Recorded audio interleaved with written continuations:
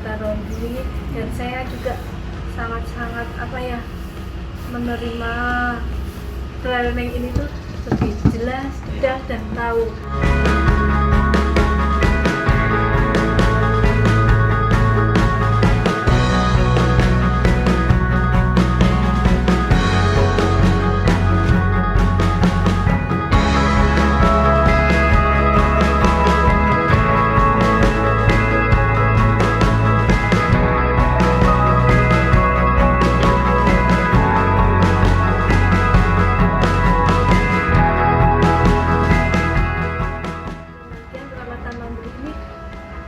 Sistemnya itu by aplikasi, jadi untuk owner itu lebih enak untuk memantaunya, memantaunya itu lebih simpel. Jadi kita sudah sistematis kalau kita pesen lewat peralatan laundry, jadi tidak perlu manual.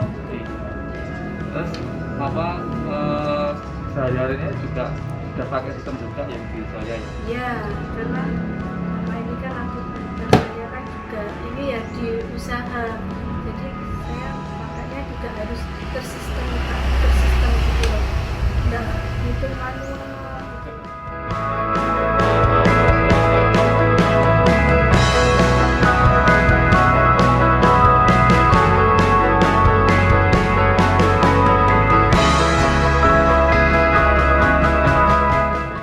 Tapi sebelum peralatan laundry sudah cari-cari?